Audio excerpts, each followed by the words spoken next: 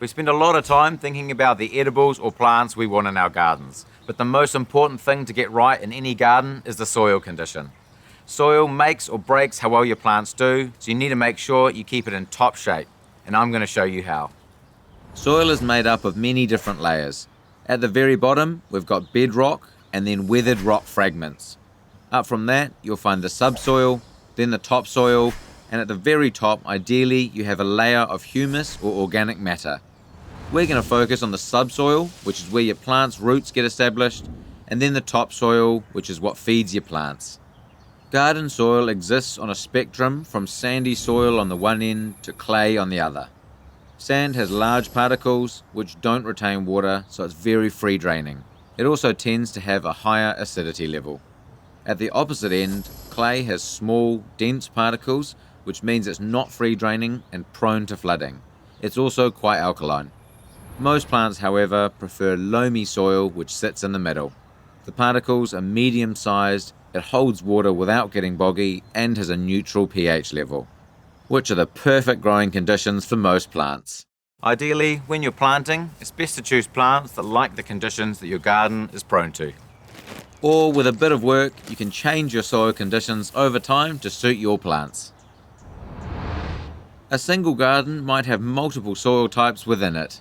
In this bed, the soil is pretty ideal.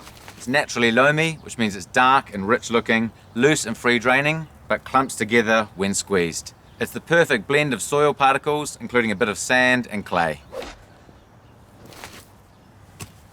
Now in this area here, we have a really high clay content. If you have a clay heavy area you specifically want to plant into, before planting it's best to try and break this down a bit. Clay takes the longest to move along the continuum, but the process itself is really simple. What you want to do is add some gypsum and organic material. Now the gypsum is going to release calcium sulfate as it dissolves, which will help break up the fine clay particles. You'll need to add a good dose of gypsum and organic matter with each change of season, so about 4 times a year, until the consistency improves and a pH test shows a more neutral state between 4.5 and 7.5. If your property has a lot of clay, it might pay to think about planting things that will tolerate the conditions, and there are lots of clay-tolerant plants to choose from. For sandy soil like this, to make it more loamy and fertile, we'd add compost and organic matter. But here, where we've got succulents growing, they really thrive in the sandy conditions, so there's no need to add anything at all. Other plants that love free-draining sandy soil are New Zealand natives like flaxes and grasses, South African varieties, and as mentioned, cacti and succulents. Now there's a few classic signs that your soil needs attention. In winter, water will puddle instead of soaking in. In summer, it will be super hard with cracks through it and difficult to plant into. And in spring, it will be slow to warm up, which you'll know because your plants will struggle to grow. If you're seeing signs of this at your place, here's some things you can do to improve your planting conditions. Dig through compost or mulch in autumn to boost nutrients before spring planting. Don't tidy up too much, let leaves and plant matter decay in your beds. Sow green crops like lupin and mustard to naturally top up nitrogen levels. Attract beneficial insects and worms to naturally improve soil conditions, and turn over your soil to aerate it.